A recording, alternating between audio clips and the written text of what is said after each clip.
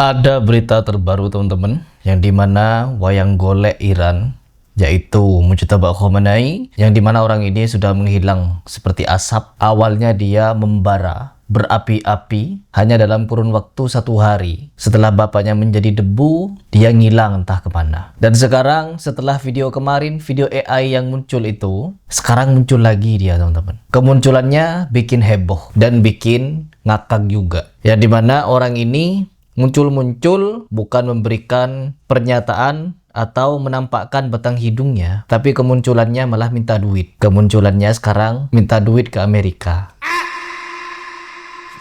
Emang lucu ya, agama tepuk-tepuk jidat ini, agama dendam, agama sakit hati, agama pukul-pukul dada,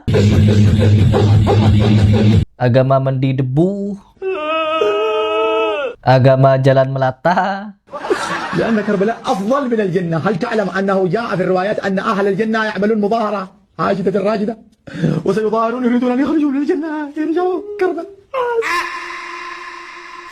Pokoknya agama konyol ini, rezim dengan agama paling banyak menyimpan dendam, tipu daya muslihat, sekarang tengah minta duit. Coba kita simak videonya. Pemimpin tertinggi Iran Mujtaba Khomeini menyampaikan pernyataan terbarunya mengenai situasi pasca konflik di Timur Tengah.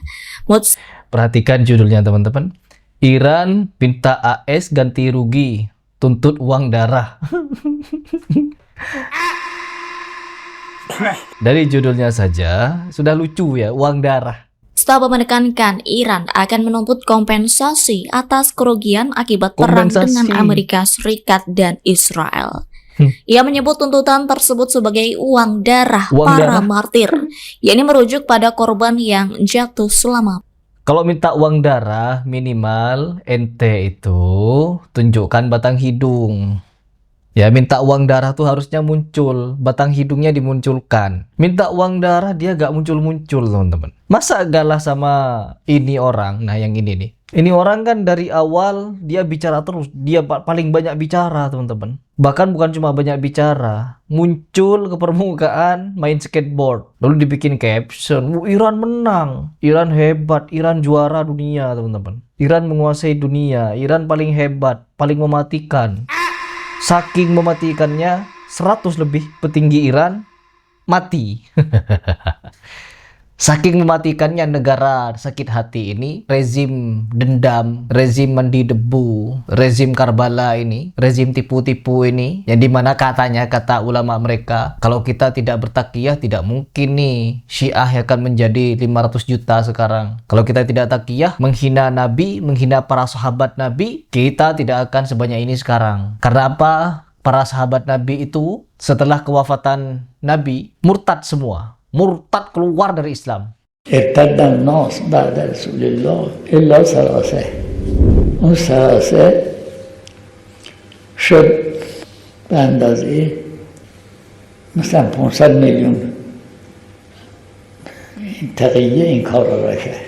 Keluar dari Islam teman-teman. Jadi sahabat Nabi yang kita ikuti, pesan-pesannya, ilmunya, teladannya, hadis-hadis yang mereka riwayatkan, mereka semua murtad di mata Syiah. Tapi Syiah di mata Muslim Sunni di Indonesia, bravo, labbaik, mabruk, apalagi?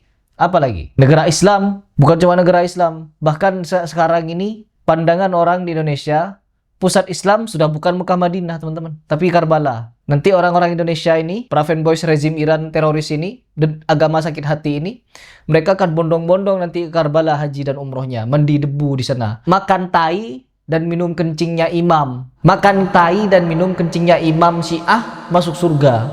Kalian tidak akan disentuh api neraka kalau makan tai dan minum kencingnya imam Syiah. Diingat tuh ya, ajaran Habib. Zainul Abidin halaman 440. Kencing dan kotoran, maaf berak, para imam adalah sebab masuk surga. Tidaklah pada kencing dan berak para imam itu terdapat najis, bau dan kekotoran, bahkan keduanya bagaikan misik yang wangi. Bahkan barang siapa yang minum kencing, berak dan darah para imam itu, Allah haramkan baginya neraka dan Allah wajibkan baginya surga.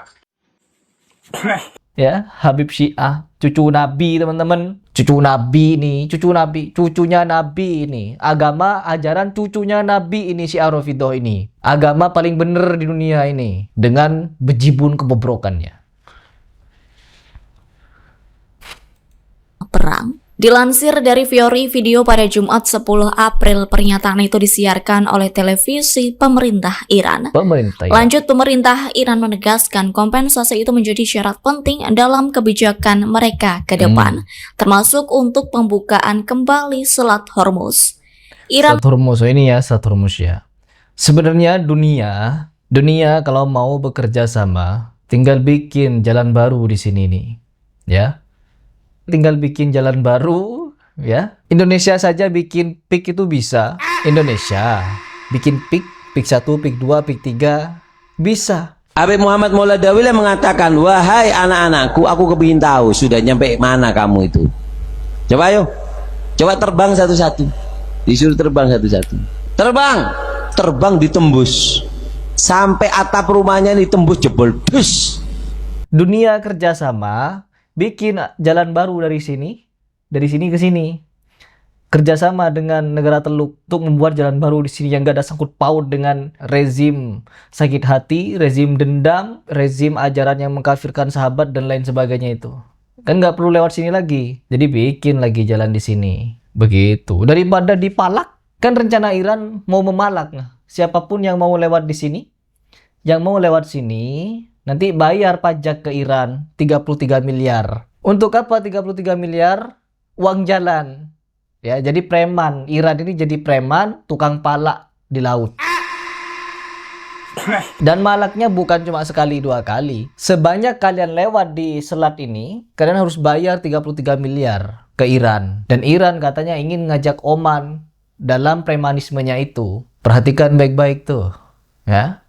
Tinggal bikin lagi jalan di sini nanti. Dunia kalau kerjasama bisa nih bikin jalan di sini. Jadi gak perlu lagi nih berhubungan dengan rezim teroris, agama dendam, agama sakit hati, Syiah Rafidhah. Gak perlu lagi teman-teman.